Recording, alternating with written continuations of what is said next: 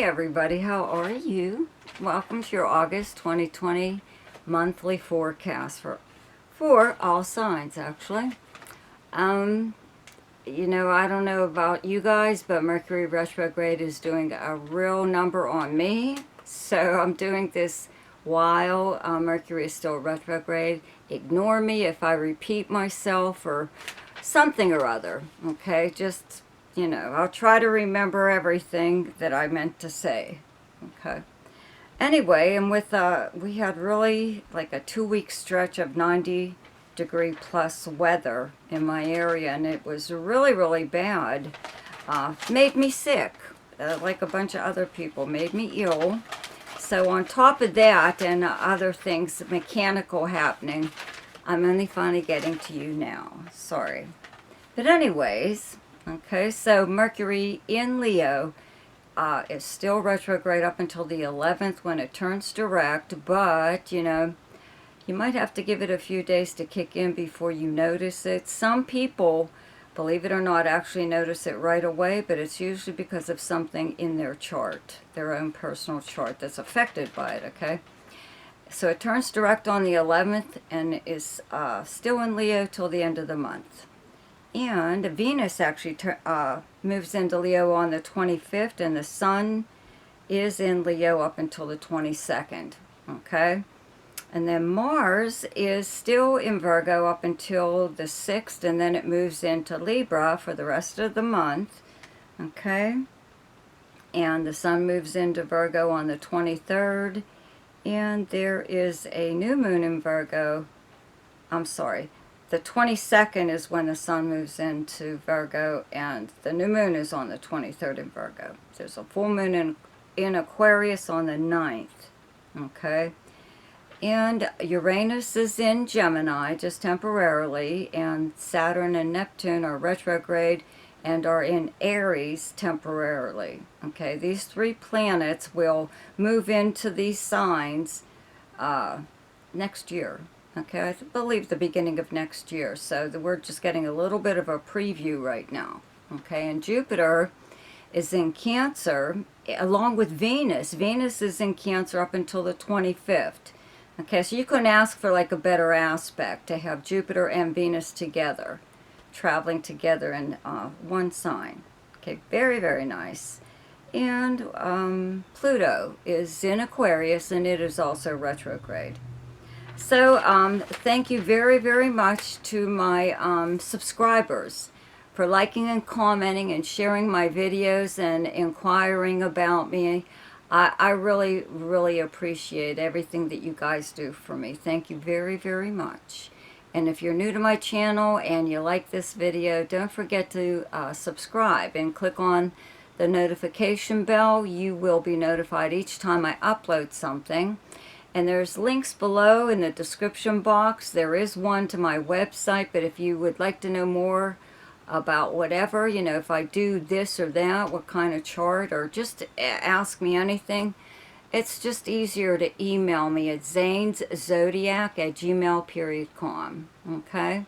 And don't forget to check out my weekly shorts, which are like the daily aspects, okay? But remember, there aren't aspects between the planets every single day, okay? So, now for your forecast. Hi, Sagittarius. Welcome to your August 2025 forecast.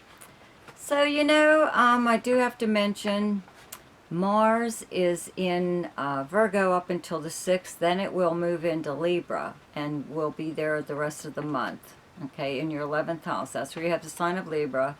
But Mars has been in your 10th house of your career, okay, since last month, 10th house being your most public house. It is, basically your career, how you're known to the public, for your livelihood, even if you're retired, and it's also your public persona.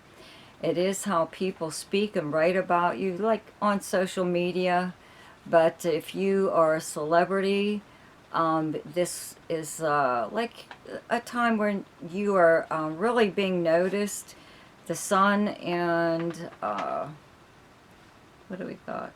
yeah, Mercury, other planets will be moving here, but the sun especially on the 22nd. And there's a new moon in Virgo on the 23rd. And all this is happening in your 10th house, okay? So again, with Mars being here just up until the 6th, all last month, it was like in a good position, you know what I mean? Like Mars does really well when it's in the 10th house. The 10th house is kind of competitive, you know, as far as career goes, you know, trying to move up the corporate ladder or whatever, and maybe having competition with someone else, or and actually you do well when planets are here, so, and you're not afraid of a little competition. So I would have to say that whatever success you've had since this planet, since Mars went into Virgo like last month, or I forget the exact date, but anyways, it's helping to carry you into like the next phase when the sun and other planets will be moving here. Eventually Venus and Mercury and whatever. But, and I do have to mention also, though, that, you know, the 10th house cusp is also the midheaven. So if you've ever heard that phrase, that's what that is. It's just the beginning of the 10th house, but it is the very, very top of your chart. And it is where everybody sees you, okay? Even if you don't want to be seen. When planets are here, you know, just people notice you more, which is a really good idea, to be very careful about what you say or do in public. Even on social media, watch what you're saying, or watch even pictures you post, something or other, you know. If anyone could, if anyone was looking for you for, let's say, a certain position, now that would be good to put more of that out there on social media, whatever it is that you do in regards to your career. Even if you're retired, you still have, you know, memories, you know, that you've saved or whatever, that maybe you could post so people know more about you, you know, or more even how versatile you are, more of the things that you do that people aren't even aware of. Okay, so just keep that in mind. The new moon here on the 23rd does bring a new beginning in your career. So you could even be starting a new position at this time, or, you know, I've been saying for how long now, you know, just because Uranus was in Taurus briefly, right now it's in Gemini.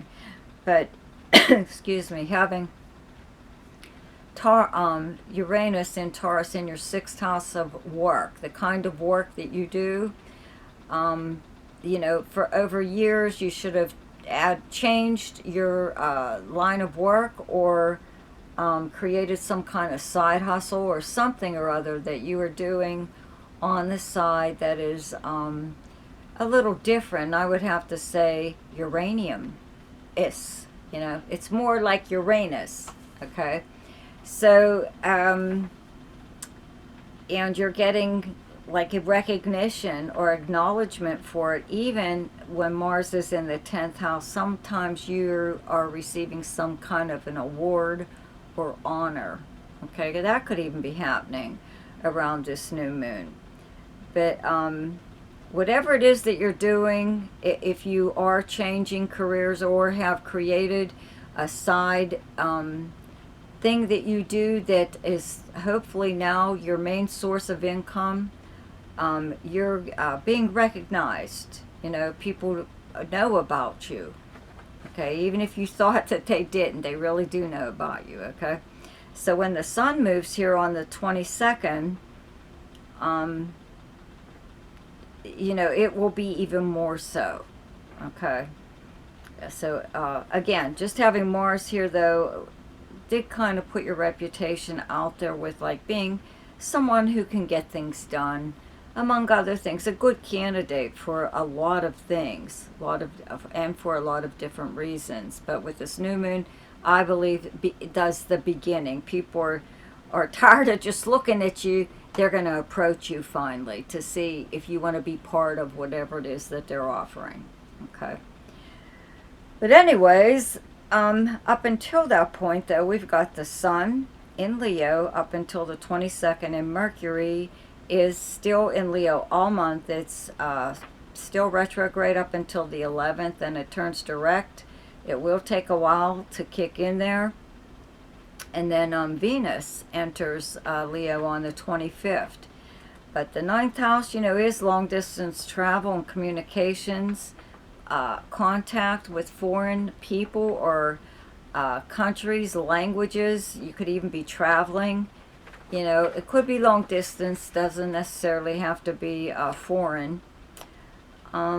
This is also the house of your philosophy, your spiritual and religious beliefs, your cultural background, educational background, your philosophy on life, medium publishing, many, many things. Okay, so when Mercury was here, you may have had a hard time communicating with someone who does live at a distance, or even traveling. Even a short distance travel may have been a little bit of a problem.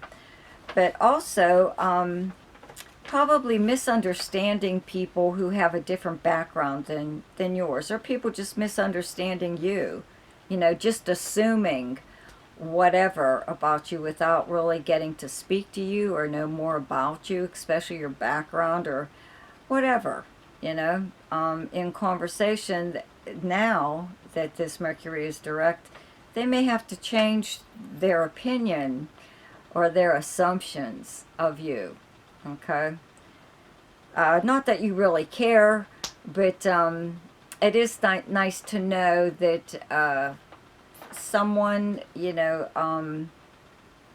is actually, it seems like they are ready to take you as you are. They're not trying to change your mind about anything or change anything about you.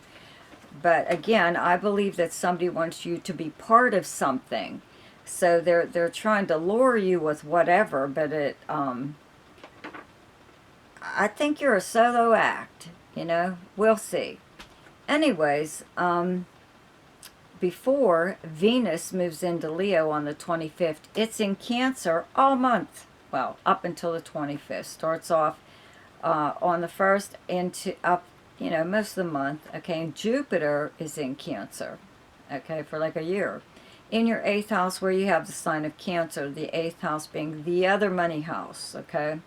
It's directly across from your 2nd house of earned income, but the 8th house is other people's money and resources. It's also money coming to you through passive means, okay? Other than earning it. This is prize money.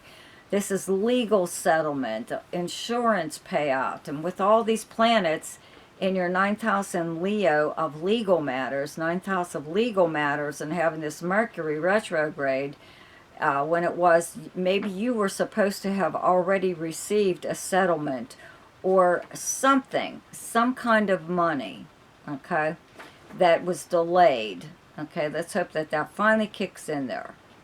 But anyways, having Jupiter and Venus here at the same time in the 8th house makes people very generous with you. People want to buy you stuff, even if it's just dinner or drinks or lunch or something, or they could be out somewhere shopping and they see something that they would never wear, but they know you would.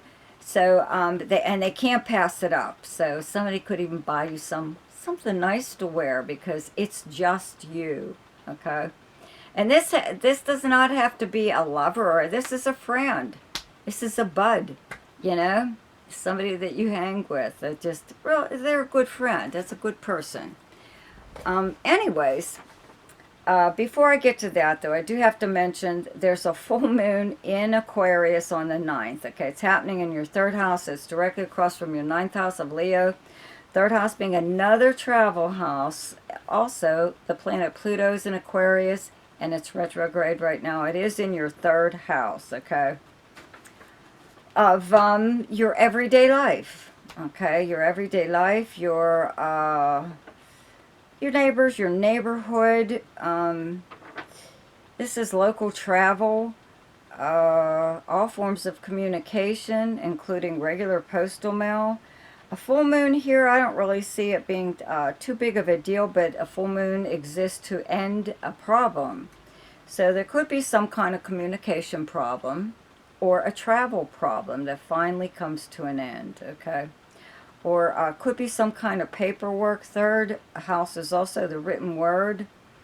This is another thing too that I should point out. I did do actually a video on Pluto in Aquarius. You might want to listen to it. But anyways, with these planets in Virgo in your 10th house of your most public house, it's a good idea to watch what you say publicly, or even do in the public. And with this Pluto in the 3rd house, it's an internet house. Both 3rd and 9th are both internet and media houses. You could write something. It could be even just in a post, you know, on social media. But I'm talking about a book eventually. If you're not already writing one or have written one or whatever, you are writing something that could turn out to be like really profound and affect an awful lot of people. So it's a really good idea that you, again, be careful with whatever it is that you say or even do in public, okay? For now, anyways, especially around that full moon of the 9th, okay?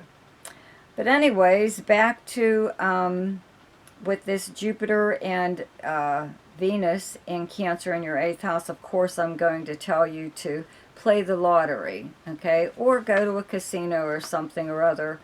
You do have both Saturn and Neptune. They're in retrograde motion in Aries in your 5th house. This is another one of those previews that we're getting with planets that will go back to the previous sign, which is Pisces, so they can finish up their transit there and then fully move into Aries next year, beginning of next year.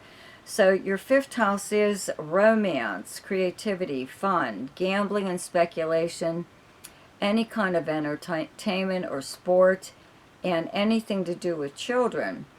So they're not fun planets to be traveling together anyways. They're not going to do too much harm, I don't feel, in your 5th house when they do finally move here.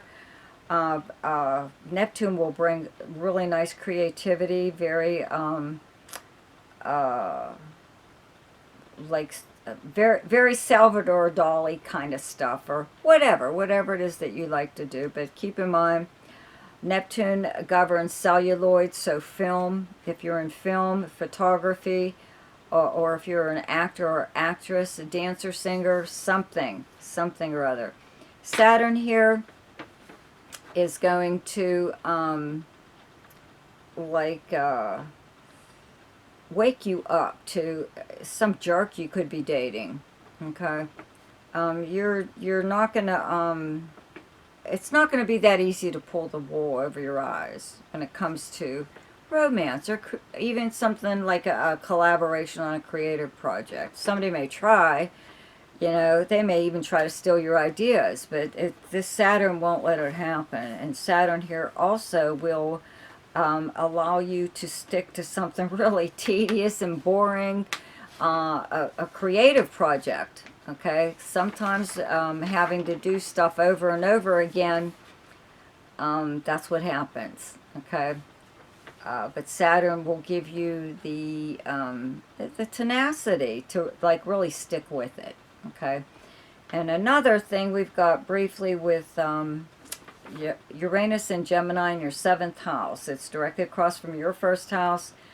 It's only like maybe, I think it only makes it to 1 degree, 2 degree, and I believe it moves next month in September, but it will move into Gemini at the beginning of next year.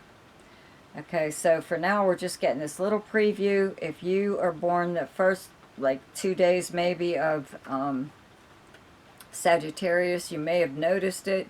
I really doubt it. Excuse me, it just isn't here long enough, but some people it really does affect them because they have something in their personal chart that is being transited. You know, the rest of us aren't, whatever. But you'll be learning some kind of neat stuff from that too when it comes to your partnerships. I'll be doing a video on this before Uranus fully moves into Gemini to give you more like of an idea. But for now, I do have to mention that. Okay, excuse me. When Mars leaves Virgo on the 6th, it moves into Libra and your 11th house. That's where you have the sign of Libra, 11th house being your friends and acquaintances, your most sociable house. This is wherever you go to normally hang out, socializing in person or online, any group or organization that you belong to, and also the house of dreams, hopes, and wishes. Okay, so Mars here makes you energized into going after these very things. You know, if you haven't been out for a while, this planet will make you like want to get out there and do stuff, or see some of your friends, or go someplace you used to go to, meet some new people, or even join possibly a group that you've been interested in. But this being the house of dreams, hopes, and wishes, makes you chase a dream or a goal or something, and it energizes you. It gives you the physical energy to really put all your all into it. You know what I mean? And okay, so Mars in Libra, an air sign, Uranus in Gemini, an air sign, and Pluto in Aquarius, an air sign. So all these signs are trining one another. They're not in, like maybe Pluto and Uranus are in very low degrees. So we could possibly have a grand trine here, but not really. But I like to think of it that way. So when you look at these planets for this month, just think of 3rd, 7th, and 11th. Okay, those are the houses that are getting help from one another from these planets. Pluto is helping Uranus. Uranus is helping Mars. Mars is helping Pluto. So just keep it in mind, okay? So let's see here. Wait. Yeah, that's about it. Okay, so the best time to do something each month is when the moon is in your own sign, and the moon is in Sagittarius on the 3rd, 4th, and 5th, 30th, and 31st. Okay, the best time to lay low is when the moon is in your opposite sign, and your opposite sign is Gemini, and those dates are the 16th, 17th, and 18th. The best time for romance, recreation, creativity, fun, gambling, and speculation, and anything to do with children is the 12th, 13th, 14th, 25th, 26th, and 27th. The best time for money is the 5th, 6th, 7th, 18th, 19th, and 20th. The best time for your career is the 23rd, 24th, and 25th. And the best time for communication and travel is the 8th, 9th, 20th, 21st, and 22nd. So I hope you enjoyed your forecast for August. Be sure to check out my weekly forecasts, which are now daily shorts. See ya!